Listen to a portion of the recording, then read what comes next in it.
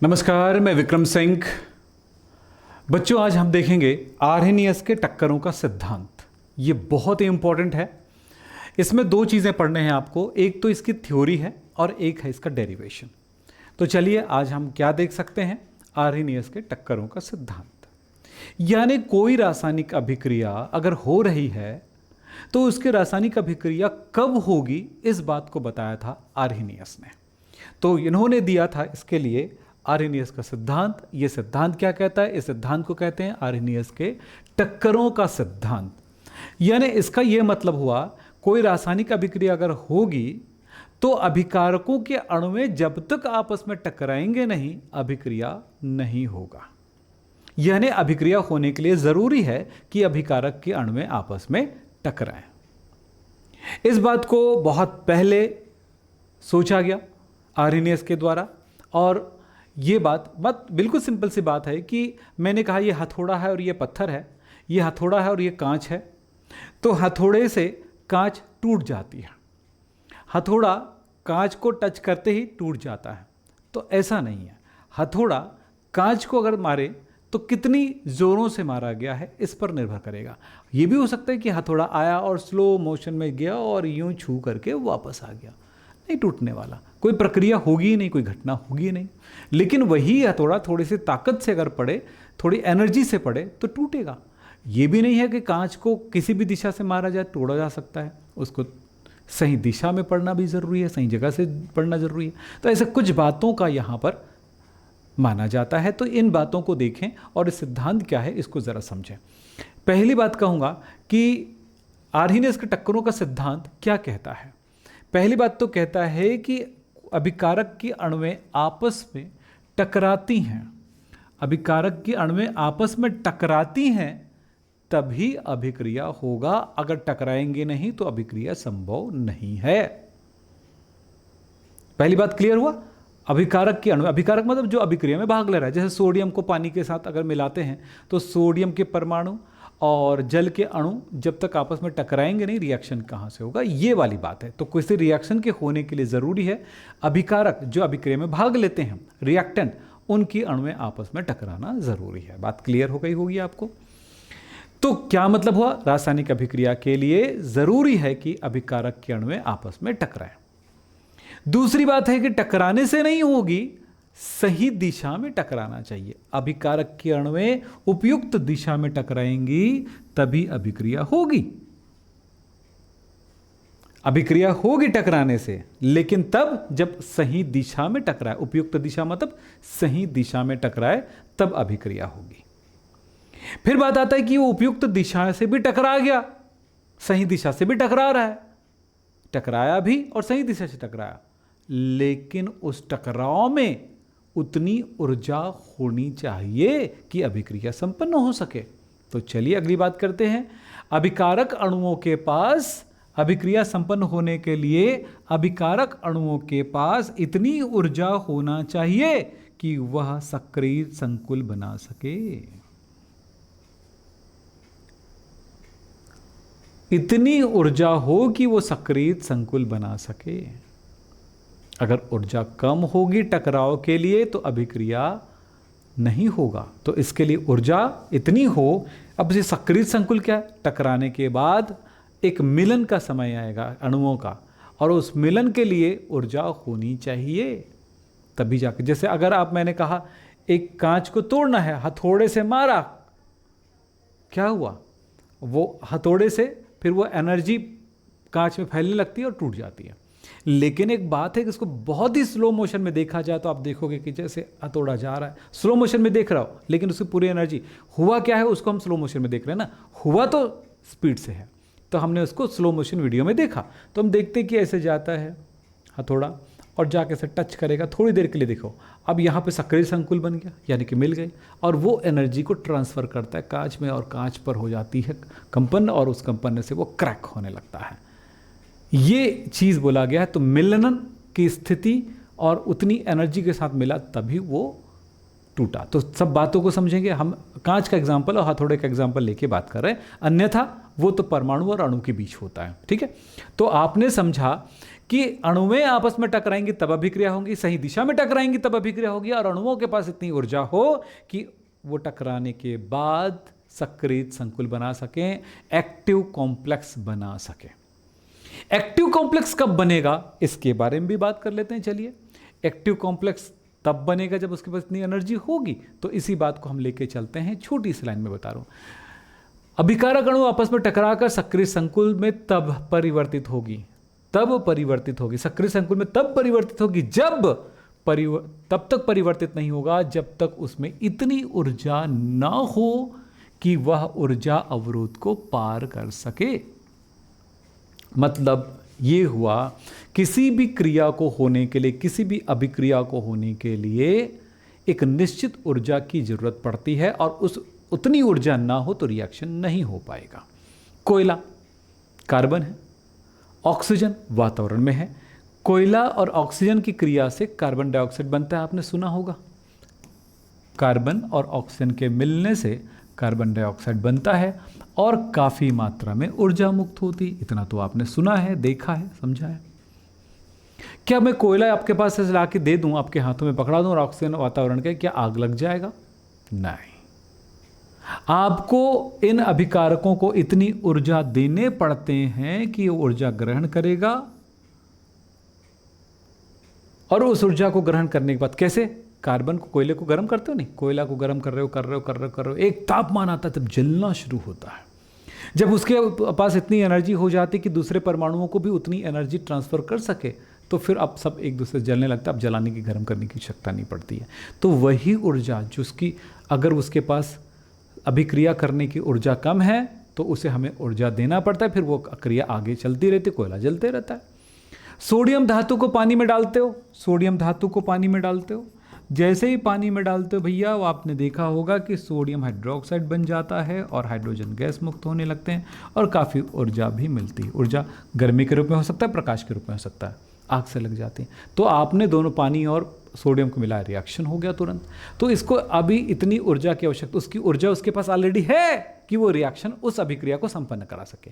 तो इसके पास थी तो अपने आप वो रिएक्शन हो गया, इसके पास नहीं थी तो हम इसको देना पड़ गया ऊर्जा। तो यही बात कहा गया है कि किसी रिएक्शन को होने के लिए उसके पास इतनी ऊर्जा होनी ही चाहिए कि वो ऊर्जा अवरोध को पार कर सके। तो ऊर्जा अवरोध को पार करने के लिए दोनों में है, पर एक किसी में ऊर्जा अवरोध पार करने की आवश्यकता नहीं होती, वो रिएक्शन हो ही जाता है। किसी में ऊर्जा अवरोध को पार करना पड़ता है तो उसे गर्म करना पड़ता है, हमें ऊर्जा देना पड़ता है। या तो हम गर्म करेंगे या कुदरत से किसी तरह से गर्म हो चुका होगा, तब रिएक्शन होने लगा। तो यही बात हम अब समझते हैं इन बातों को एक ग्राफ के द्वारा। इस ग्राफ को ध्यान से देखना बेटा, कोई कठिन नहीं है। आप मान लोगे तो कठिन है, नहीं मानोगे तो थोड़ी कठिन है, समझना पड़ेगा। आप भी बना लो मेरे साथ तो आपको और ज़्यादा आसान लगेगा। ये ग्राफ है, ठीक है। मैं इस दिशा में ऊर्जा को दर्शा रहा हूँ, ऊर्जा का बढ़ता क्रम, बढ़ती वाली कम ऊर्जा अधिक ऊर्जा को दर्शा रहा हूँ। इस तरफ अभिक्रिया की प्रगति को दर्शा रहा हूँ।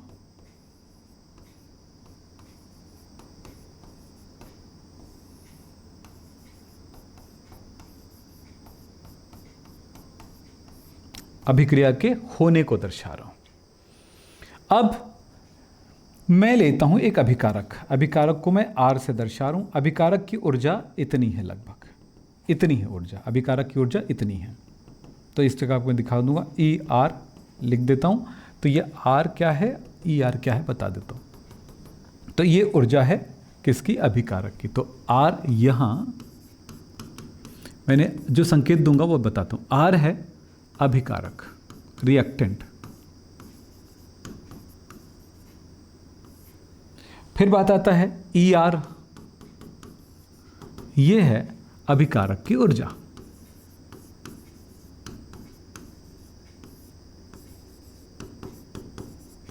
अभिकारक की ऊर्जा को दर्शा रहा हूं यहां पे, जो दिखा रहा हूं, जो संकेत दे रहा हूं उसको बता रहा हूं, ताकि यहां पे बड़ा बड़ा लिखने की जरूरत नहीं पड़े, मैं बाहर लिख दूं।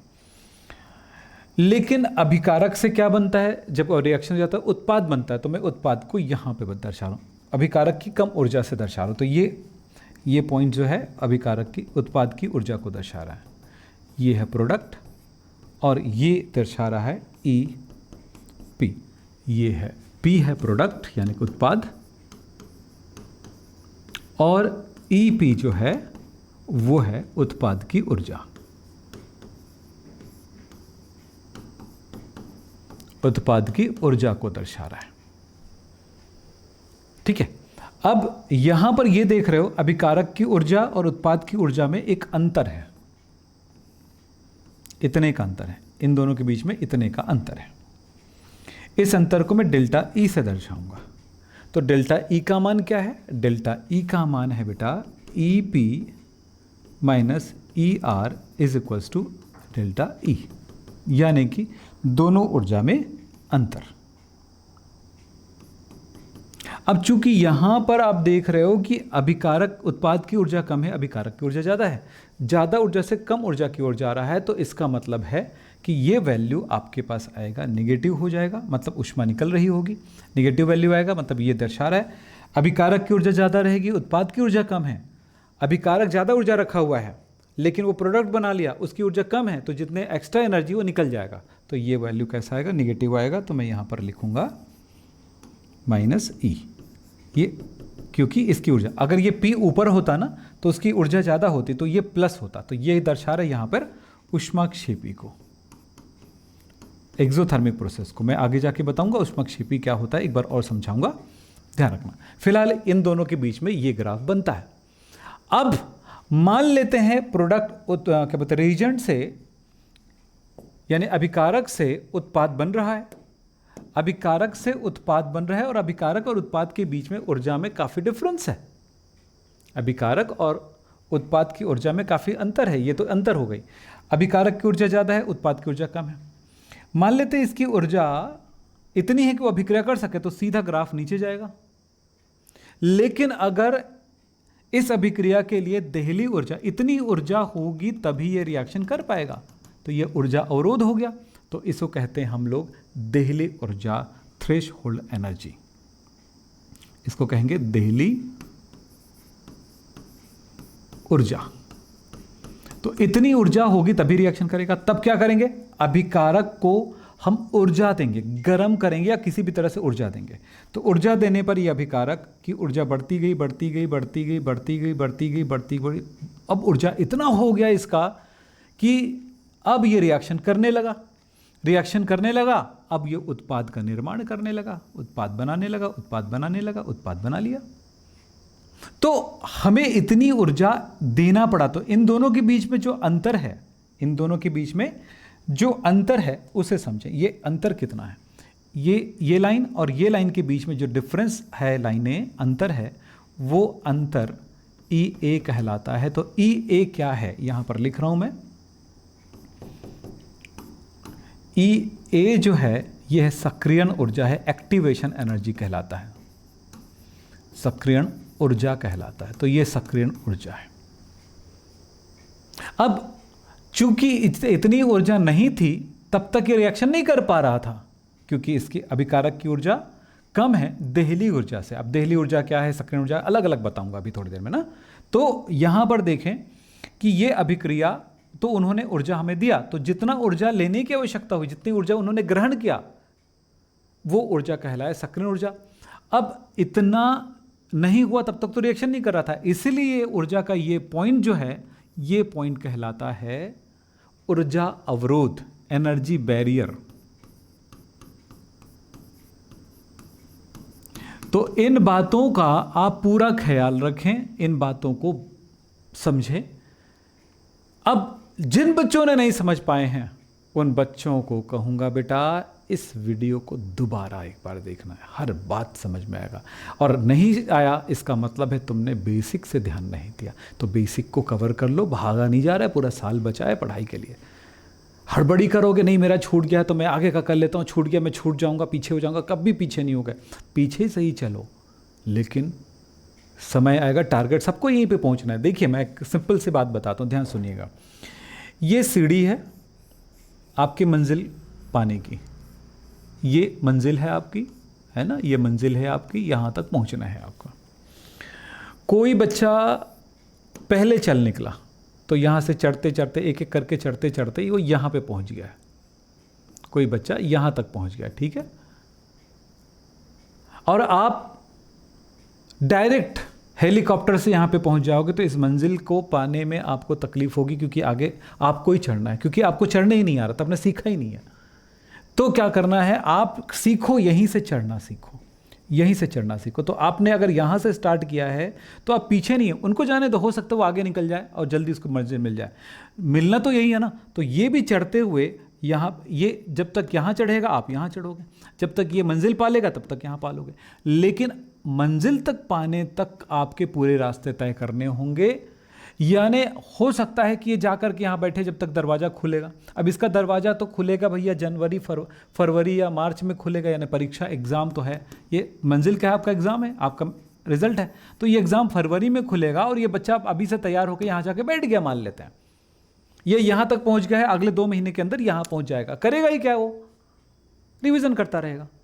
लेकिन आप आज से चलना शुरू करोगे तो भी आप इस जगह पर पहुंच जाओगे, ये बैठा रहेगा, जबकि आप अपने सफ़र को एंजॉय करते, समझते हुए, सीखते हुए, मेहनत करते हुए, और जो चीज़ें आपने छोड़ दिया था, जो चीज़ें आपने नहीं सीखा था, वो सीखते हुए आगे चले जाओगे। पक्का उस सफ़र में आप आगे बढ़ जाओगे बेटा। और जिस दिन इनका एग्ज़ाम का दरवाज़ा खुलेगा, आपका भी उसी दिन खुलेगा। छूटा कुछ नहीं आपका। लेकिन अगर आप यहाँ पर डरते डरते रहोगे कि मेरा बैकलॉग लग गया है, मेरा छूट गया है, तो मैं एक काम करता हूँ, डायरेक्ट इन्हीं के साथ दोस्ती बना के चलूँ, तो ये हमेशा बढ़िया स्थिति में है, क्योंकि वह नीचे से चढ़ाई है। लेकिन आपकी स्थिति खराब होने लगेगी, क्योंकि ये वाला चीज़ हमेशा आपको परेशान करता रहेगा। क्योंकि अब जब यहाँ पे पहुँचोगे तो हो सकता है इधर की चीज़ें भी आपको कम समझ में आएगा और इधर की चीज़ें तो आपकी ब्लैंक रहेगी। सो एग्ज़ाम में आप अधूरा करोगे, लेकिन शुरू से चलोगे तो आप किसी भी चीज़ में अधूरा नहीं रहोगे। बातों को समझना, ये चित्र बना लेना, ठीक है। तो बात समझो बेटा, यही बात मैं कह रहा हूँ आपको कि कभी भी आप कमज़ोर नहीं पड़ोगे यदि आप चलना शुरू कर देते हो, लेकिन सही जगह से, गलत तरह से नहीं, ठीक है। तो चलते हैं, हम आगे बढ़ते हैं। ये वाला ग्राफ कर लेना। तो इसमें क्या देखा आपने, अभिकारक की ऊर्जा इतनी है, कोई भी अभिकारक की कम या ज़्यादा ऊर्जा हो सकती है। जितनी ऊर्जा है ये मान लेते हैं इस ग्राफ में इतनी है, जबकि उत्पाद की ऊर्जा कम है। तब हम ऊर्जा देते हैं तो ये ऊर्जा ले करके देहली ऊर्जा तक जब इसकी ऊर्जा हो जाती तो रिएक्शन करना शुरू करता है और प्रोडक्ट बना लेता है, बात खत्म। तब देहली ऊर्जा से अगर इसकी कम ऊर्जा है तो उसको ऊर्जा लेने की आवश्यकता पड़ती है, इसको कहते हैं सक्रियण ऊर्जा। हम अब एक एक चीज़ों को समझते हुए आगे बढ़ते हैं। इस ग्राफ का पूरा उपयोग होने वाला है। सबसे पहली बात है, हमारे पास शब्द आएगा देहली ऊर्जा क्या है। तो देहली ऊर्जा क्या है, यहाँ पर मैं बताऊँगा देहली ऊर्जा क्या है। तो देहली ऊर्जा क्या है, देहली ऊर्जा जो है, अभिकारक अणुओं के पास इतनी ऊर्जा हो कि वो रिएक्शन कर जाए, तो उस ऊर्जा को हम देहली ऊर्जा कहते हैं। मतलब रिएक्शन होने के लिए आवश्यक ऊर्जा को हम देहली ऊर्जा कहेंगे, या अभिक्रिया संपन्न होने के लिए अभिकारक अणु की न्यूनतम ऊर्जा को हम देहली ऊर्जा कहेंगे। मतलब अभिकारक अणुओं के पास रिएक्शन करने के लिए जितनी ऊर्जा चाहिए, जितनी ऊर्जा है, उस ऊर्जा को हम देहली ऊर्जा कहेंगे। तो परिभाषा सिंपल कर देते हैं आपके लिए। तो परिभाषा मेरे पास होगा, किसी अभिक्रिया को संपन्न करने के लिए अणु में उपस्थित न्यूनतम ऊर्जा को देहली ऊर्जा कहते हैं। अभिक्रिया को संपन्न करने के लिए अणु में उपस्थित न्यूनतम ऊर्जा को देहली ऊर्जा कहते हैं। देहली ऊर्जा को हम E0 से दर्शाते हैं। फॉर्मूला हुआ हमारा देहली ऊर्जा E0। ये देखो, ये ऊर्जा का यहाँ पे ग्राफ में दिखेगा, ये कहलाएगा E0। और E0 को अगर ध्यान से देखें तो क्या नजर आ रहा है, हम अभिकारक की ऊर्जा को ER भी लिख सकते हैं। तो ER plus EA is equal to E0। तो E0 इज इक्वल टू हुआ EA माइनस नहीं प्लस ER। मतलब ये हुआ कि अगर मैं इसको इस तरह लिखूं, सक्रियण ऊर्जा के रूप में लिखूं, समझ में आए, तो ये हुआ हमारा फॉर्मूला। मतलब ये हुआ कि देहली ऊर्जा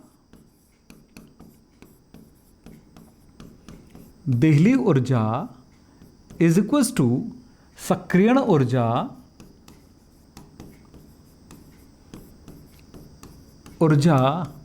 प्लस अभिकारक अणुओं की ऊर्जा।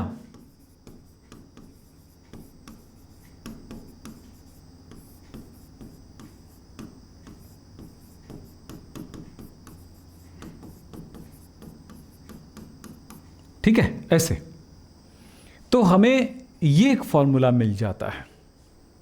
अगर आप इसको इस तरह लिखना चाहो तो ई ए बराबर क्या हो जाएगा, ई ए लिखते तो ई ए, इसके अनुसार ई ए को इधर ले तो हमारा क्या हो जाएगा बेटा, देखो तो ई ए बराबर ई नॉट माइनस ई आर। तो इसका मतलब हुआ कि सक्रियण ऊर्जा बराबर देहली ऊर्जा माइनस अभिकारक अणुओं की ऊर्जा। ऐसा भी बोल सकते हैं, ऐसा भी लिख सकते हैं। तो बात तो समझ में आ रही होगी आप लोगों को।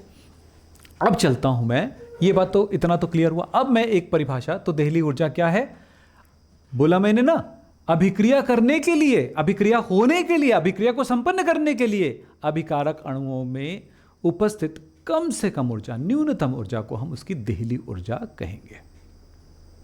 ठीक है, अब आगे बढ़ता हूं मैं, थोड़ा ध्यान सुनिएगा। अब इसके बाद हम सक्रियण ऊर्जा को परिभाषित कर लेते हैं। चलिए, सक्रियण ऊर्जा, सक्रियण ऊर्जा किसको बोलूंगा बेटा, देखिए सक्रियण ऊर्जा कहूंगा मैं, यहां पर ध्यान देने वाली बात है। सक्रियण ऊर्जा, अगर इस ग्राफ को मैं अगर ध्यान से दिखाऊं आपको, तो आपको नजर आएगा इस ग्राफ में सक्रियण ऊर्जा कहां पे है, इतना है, यहां से यहां तक का, मतलब अभिकारक अणुओं की ऊर्जा और देहली ऊर्जा के बीच की ऊर्जा। और ये बीच की ऊर्जा क्या है, अभिकारक के अणुओं की ऊर्जा है।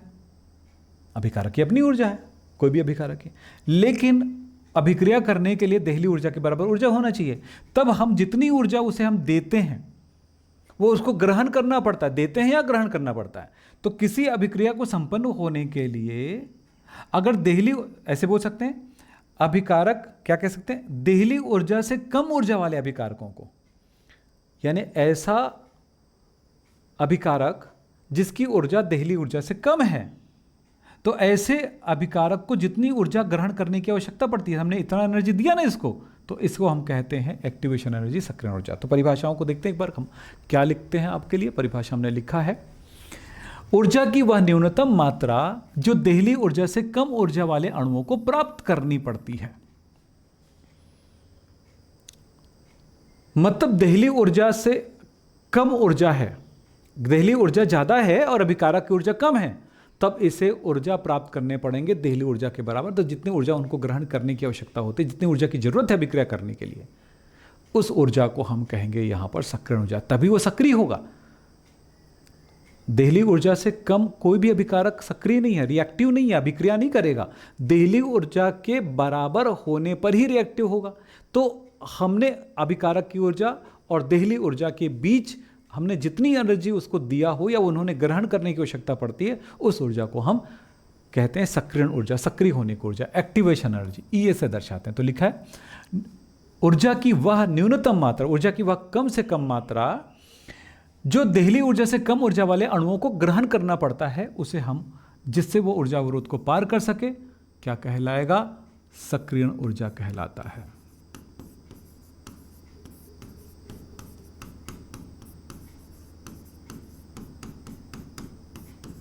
तब हमारे पास क्या होगा, सक्रियण ऊर्जा E A is equals to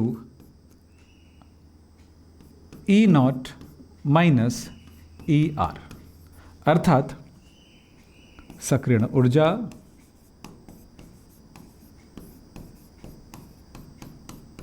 बराबर देहली ऊर्जा थ्रेशहोल्ड एनर्जी माइनस अभिकारक अणुओं की ऊर्जा।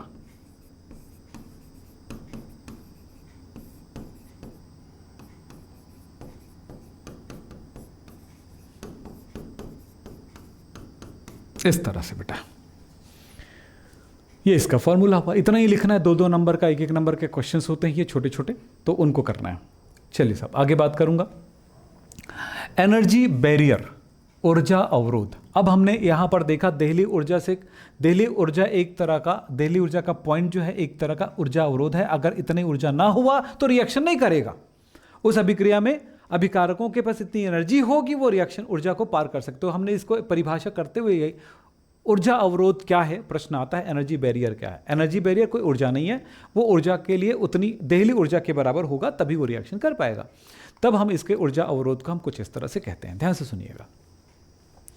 ऊर्जा अवरोध, एनर्जी बैरियर, ऊर्जा अवरोध है, ऊर्जा अवरोध वह न्यूनतम ऊर्जा जिसे पार, ऐसी न्यूनतम ऊर्जा जिसे पार करने के बाद ही अभिकारक उत्पाद में परिवर्तित हो सकता है।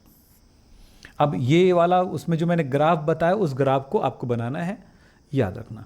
तो वो वाला जो ग्राफ है उसको बना सकते हो, या फिर मैं दोबारा बनाऊँ, फिर टाइम लगेगा ना उसी बात को समझाने के लिए। तो ग्राफ तो आपके पास है ही, तो ये ग्राफ बना करके इस ऊर्जा अवरोध को दर्शा सकते हो। तो ये वाली पॉइंट इतना आप उस जगह पे ज़रूर लिख लीजिएगा। तो क्या कहा मैंने, ऊर्जा अवरोध ये है, ऊर्जा अवरोध वह न्यूनतम ऊर्जा है जिसको पार करने के बाद ही अभिकारक, जिसको पार करने के बाद ही अभिकारक उत्पाद में परिवर्तित हो सकता है। मैंने सिंपल परिभाषा लिखा, ऊर्जा अवरोध वह अवरोध है जिसको पार करने के बाद ही वह उत्पाद में परिवर्तित हो सकता है। तो ये मैंने यहाँ पर ऊर्जा अवरोध की परिभाषा आपके सामने रख दी बेटा, और वो ग्राफ ज़रूर बना लेना जो मैंने ग्राफ उस जगह पे दिया है, तो वो आपके लिए आसान हो। लेकिन अगर नहीं बनाते वो ग्राफ तो फिर आप समझ नहीं पाओगे उन चीज़ों को। अब आगे की बात पढ़ाता हूँ, आगे की बात करता हूँ, ध्यान से देखिए। एक प्रश्न आता है, ऊष्माक्षेपी अभिक्रिया क्या है? ऊष्माक्षेपी अभिक्रिया क्या है? तो सिंपल परिभाषाएं हम यहाँ पर करेंगे। कहाँ पे? ऊष्माक्षेपी अभिक्रिया क्या है? तो कुछ बातों को समझें बेटा। ऊष्माक्षेपी अभिक्रिया में सिंपल बातें कर दूंगा, ज़्यादा लंबा मत नहीं खींचना चाहूँगा। प्रश्न ये है, क्वेश्चन आंसर सिर्फ ये है, ऐसी अभिक्रिया जिसमें ऊष्मा मुक्त होती, ऊष्मा उत्सर्जित होती। सिंपल परिभाषा एकदम। ऐसी अभिक्रिया जिसमें ऊर्जा उत्सर्जित होती है ऊष्माक्षेपी क्रिया कहलाता है। जिन अभिक्रिया में ऊष्मा का उत्सर्जन होता है, बहुत सारे रिएक्शन, सिंपल एक बार बताता हूं उदाहरण। जैसे मैं कहता हूं NaOH की क्रिया HCl से कराता हूं, ये क्षार है, ये अम्ल है, इसकी क्रिया कराया मैंने, और यहां पर NaOH और NaCl और H2O का निर्माण हो गया, और काफ़ी मात्रा में ऊष्मा निकलती है। ये ऊष्माक्षेपी क्रिया है। अधिकांश रिएक्शन में ऐसा होता है कि दो पदार्थों को आपस में मिलाते हैं, अभिक्रिया होती है और ऊष्मा निकलता है। पानी में सोडियम धातु डाल देना या सोडियम में पानी डाल देना, रिएक्शन होगा, आग तक लग जाती, गर्मी निकलती, लाइट निकलता है। ये ऊष्माक्षेपी क्रिया है।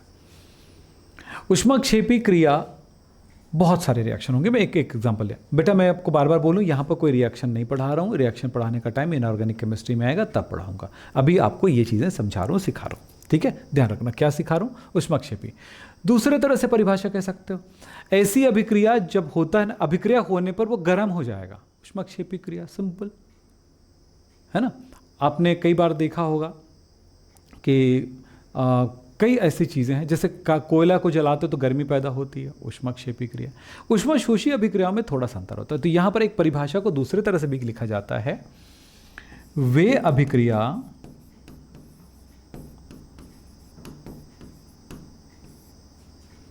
जिसमें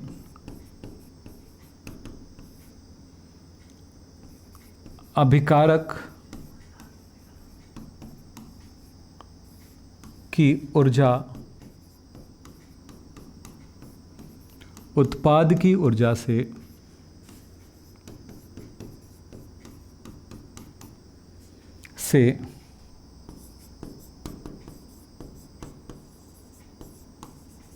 अधिक होता है, ऊष्माक्षेपी क्रिया कहलाती है, एक्सोथर्मिक प्रोसेस।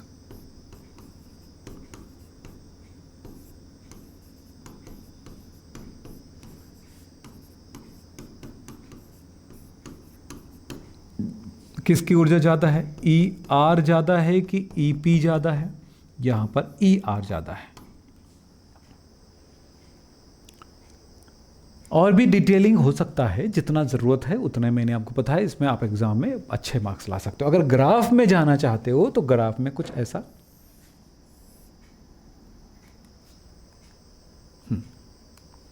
ग्राफ में कुछ इस चीज़ों को देखें, अभिक्रिया की प्रगति,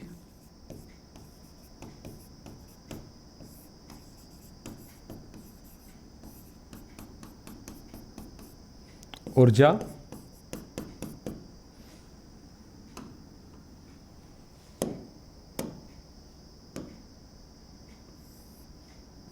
ये लीजिए, यहां पर अभिकारक है और यहां पर उत्पाद है, प्रोडक्ट है।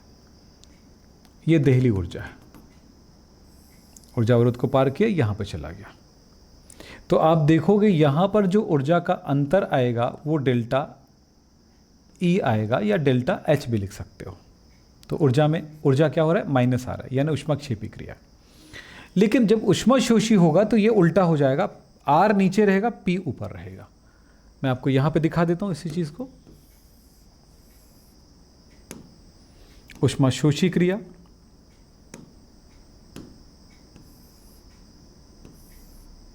देखें यहां पे आर है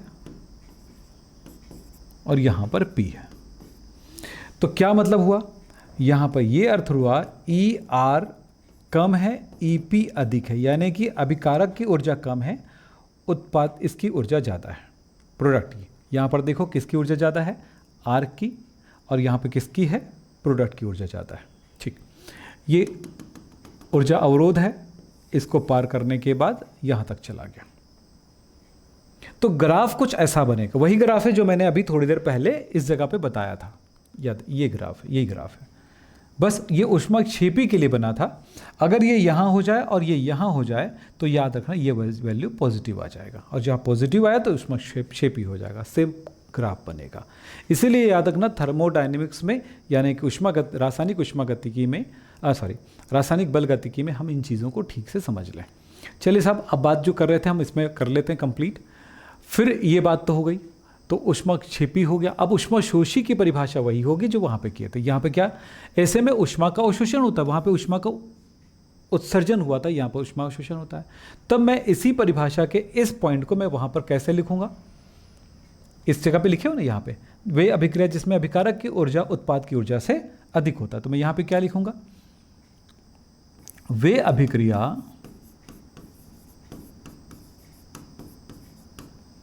अभिक्रिया जिसमें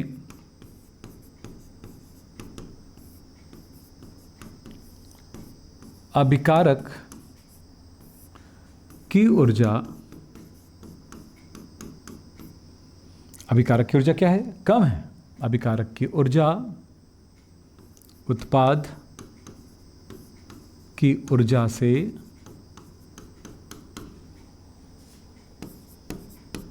कम होता है, ऊष्माक्षेपी अपक्रिया कहलाएगा। यानी यहां पर आपने देखा ई आर कम है, ई पी ज़्यादा है। उदाहरण बहुत सारे मिलेंगे, लेकिन एक उदाहरण ही दे रहा हूं मैं आपको। 2HI टूट करके H2 और I2 बनता है, उस समय यहाँ पर ऊष्मा ग्रहण की जाती है। तो ये ऊष्मा कहाँ पे आया, इस जगह पर। तो हम इसको अगर लिखेंगे तो लिखेंगे यहाँ पे डेल्टा H की वैल्यू पॉजिटिव होगी। जबकि हम इसमें लिखते हैं तो कैसे लिखेंगे, इसको हम लिखने के तरीका हमारे पास हो जाएगा, ये यहाँ पर लिखा जाएगा डेल्टा H की वैल्यू निगेटिव होगी। जो भी वैल्यू आएगा दिखा जाएगा, पर ऐसे हम कहेंगे, लिखने का तरीका है वो। ठीक है, अब बेटा एक और टॉपिक है, एक पॉइंट है जिसको मैं आपको समझाता हूं, वो है ताप गुणांक। एक नया टॉपिक है, ताप गुणांक क्या है। यहां पर याद रखना दर स्थिरांकों का अनुपात होता है ताप गुणांक।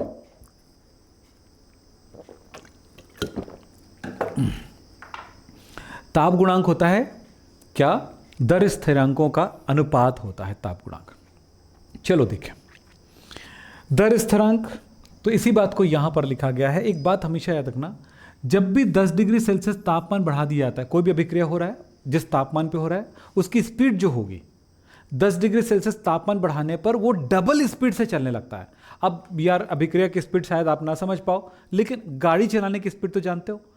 हाँ, जब गाड़ी से बात करते हैं, चले हम 1 घंटे में 20 किलोमीटर की रफ्तार से साइकिल चला रहे हैं, चलो गाड़ी चला रहे हैं, बाइक चला रहे हैं, लेकिन यहां पे बोला तापमान 10 डिग्री सेल्सियस तापमान बढ़ाने पर डबल हो जाता है। मतलब मैंने 10 डिग्री सेल्सियस बढ़ाया तो स्पीड 40 किलोमीटर प्रति घंटे चला, वही मतलब होता है। तो अभिक्रिया में क्या होता है, अभिकारक रिएक्शन करते रहता है, और प्रति सेकंड, 1 सेकंड में कितने अभिकारक अभिक्रिया में भाग ले लिया, तो हर सेकंड जितने अभिकारक भाग ले लेता है उस मात्रा को उसकी स्पीड कहते हैं। तो जब 10 डिग्री सेल्सियस ताप बढ़ाई जाती है तो जितना अभिकारक भाग ले रहा होता है उससे जस्ट डबल अभिकारक अभिक्रिया में भाग ले चुका होता है, यानी उत्पाद बना चुका होता है, अभिकारक से उत्पाद बन चुका होता है। यही चीज हर 10 डिग्री सेल्सियस बढ़ाने पर उससे और ज़्यादा डबल हो जाता है अभिक्रिया, हर एक 10 डिग्री सेल्सियस बढ़ाने पर। यानी पहले 10 डिग्री सेल्सियस बढ़ाए तो डबल हो गया, अगले 10 डिग्री सेल्सियस बढ़ाए तो डबल हुआ था, उसका डबल हो गया। इस तरह से अभिक्रिया की दर बढ़ती है, स्पीड बढ़ती है। अब ये कैसे, इसको हम कैसे परिभाषित करें? पहले तो बात याद रखना, ताप में वृद्धि से रासायनिक अभिक्रिया की दर बढ़ जाती है। ताप में वृद्धि से रासायनिक अभिक्रिया की दर बढ़ जाती है। प्रत्येक 10 डिग्री सेल्सियस, मैं यहां पर लिख दूं, प्रत्येक 10 डिग्री सेल्सियस ताप में वृद्धि से अभिक्रिया की दर दुगुनी हो जाती, दुगुनी से तिगुनी, कई जगह 4 गुनी हो जाती है, लेकिन नॉर्मली वो दुगुनी हो जाती है, दुगुनी बढ़ जाती है। ताप में वृद्धि के साथ दर स्थिरांक, ताप में वृद्धि के साथ दर स्थिरांक के मान में भी वृद्धि होता है। हर एक अभिक्रिया का दर स्थिरांक का मान ताप पर निर्भर करता है। ताप बढ़ाओगे तो दर स्थिरांक का मान बढ़ता है, तो ताप बढ़ाओगे तो दर स्थिरांक का मान बढ़ेगा। दर स्थिरांक का मान बढ़ेगा 10 डिग्री सेल्सियस तापमान बढ़ने के कारण, तो उनके अनुपात पे लिखें। देखो क्या लिखा है, ताप में वृद्धि के साथ दर स्थिरांक में वृद्धि होती है। किसी अभिक्रिया के लिए दर 10 डिग्री सेल्सियस अंतर पर दर स्थिरांकों का अनुपात ताप गुणांक कहलाता है। तो ताप गुणांक क्या कहलाएगा हमें देखना है, चलो। अर्थात ताप गुणांक बराबर के 10 डिग्री सेल्सियस अधिक, मान लो ये है 35 डिग्री सेल्सियस तापमान पर, तो यहां पर के का मान है 35 डिग्री सेल्सियस तापमान पर, तो ये है के 25 डिग्री सेल्सियस तापमान पर। कितने तापमान पर है? ये 25 डिग्री सेल्सियस तापमान पर है। के का मान 35 डिग्री सेल्सियस तापमान बटा के का तापमान 25 डिग्री सेल्सियस तापमान पर का अंतर जो आएगा वो आएगा दुगुना, 2 के लगभग। तो इसको हम कहेंगे दुगुना, लगभग। इसी बात को हम यहाँ पर लिखेंगे, हम ऐसे लिखते हैं, ऐसा ना लिख करके 25 डिग्री सेल्सियस तापमान को अगर मैंने टी मान लिया तो 25 डिग्री सेल्सियस टी में टी 25 हो गया, तो 25 बटा धन 10 ऐसा लिखूंगा।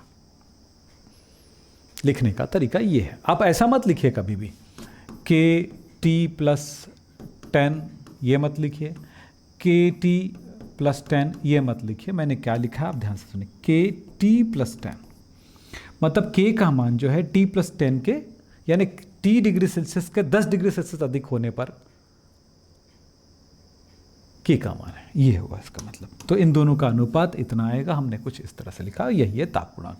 तो ये ताप गुणांक किसे कहते हैं, ये भी क्वेश्चन आता है। और ये भी प्रश्न आता है कि 10 डिग्री सेल्सियस तापमान बढ़ने पर के का मान में क्या परिवर्तन होगा।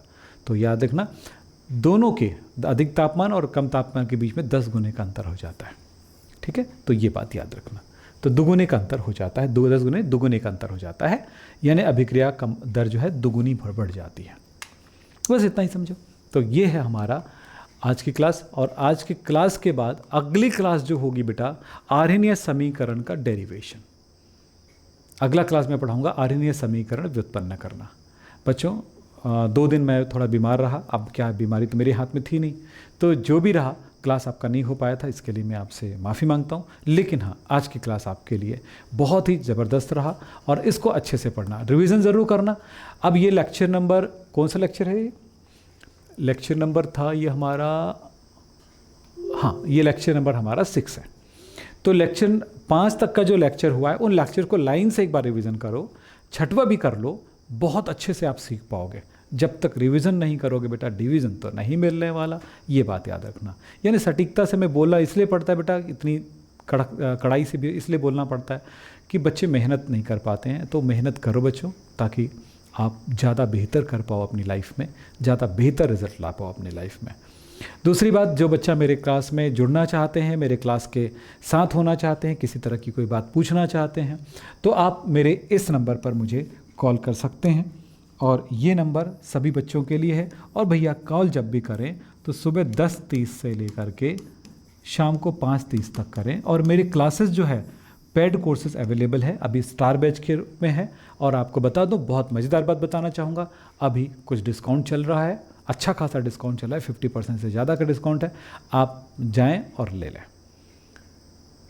ऐसी पढ़ाई, जिस पढ़ाई को आप यहाँ पे देख रहे हो, इसी पढ़ाई की बात करता हूँ। इस पढ़ाई को ऑफलाइन में मैं 30,000 में सेल करता हूँ। मेरी क्लास में जो बच्चे आते हैं 30,000 में पढ़ते हैं, और तुम पढ़ोगे सिर्फ और सिर्फ वो 1,000 से कम में। ये वाली क्लास अभी डिस्काउंट के टाइम में भाई ना, उसके बाद फिर रेट बढ़ जाएगा, अच्छी खासी फीस हो जाएगी। तो इससे बेहतर पढ़ाई आपको नहीं मिल पाएगा बच्चा। आप ध्यान से सुनिए और पढ़िए, और रिजल्ट तो सुपर आएगा। मेरे पैड के साथ जुड़ने के लिए आप इस नंबर पे कॉल कर सकते हैं, या मेरा जो चैनल का नाम है ये है विक्रम सर हैप केमिस्ट्री, मेरे टेलीग्राम चैनल का नाम है, और मेरे चैनल का नाम है यूट्यूब चैनल का। लेकिन मेरे इंस्टाग्राम चैनल का नाम विक्रम हैप केमिस्ट्री, और मेरे ऐप का नाम विक्रम हैप केमिस्ट्री। तो ध्यान रखिएगा, आप मुझे ढूंढ सकते हैं प्ले स्टोर में, और हमसे क्या बोलते हैं, कोर्स ले सकते हैं। जितना बेहतर रहेगा कि आपको अच्छे दोस्तों के साथ पढ़ने को मिलेगा, सारी चीज़ें मिलेंगी जो सुविधाएं आप चाहते हो। पहले तो ये है कि जब कोर्स लेते हो तो चैप्टर 1 से लेकर के आखिरी चैप्टर तक का पूरी क्लास आपको डायरेक्ट मिल जाएगा। दूसरा होगा कि डेली लाइव क्लास आ रहे हैं। तीसरा होगा टेस्ट आप दिलाएं, ताकि आप अपने आप को पहचान सकें। टेस्ट जिस दिन होती है आप टेस्ट अटेंड करें और हमें अपना आंसर भेजें, हम आपका आंसर चेक करते हैं। फिर जो भी PDF होता है, जो भी क्लासेस, वो सारे PDF हमारे उसमें अवेलेबल हो जाता है हमारे ऐप में, और जो जो सुविधाएं आपको चाहिए तो वो सारी सुविधाएं मिलती हैं। लास्ट में एक 1 शॉट रिवीजन भी पॉसिबल है, होती है, वो लास्ट में होगा। पूरा तैयारी, यानी जो बच्चा अभी एडमिशन ले रहा है उनको बढ़िया मौका है, बहुत अच्छा टाइमिंग है आगे जा कर के उनको बेहतर रिजल्ट आने का। बेटा सीखोगे तभी पढ़ोगे, जब सीखोगे तभी मजा आएगा पढ़ने में, और सीखोगे तभी रिजल्ट आएगा। और अब सीख लिए तो फिर ज़िंदगी भर आपको काम आएगा। तो आज की क्लास यहीं पे समाप्त करते हैं। नमस्कार, धन्यवाद, थैंक यू।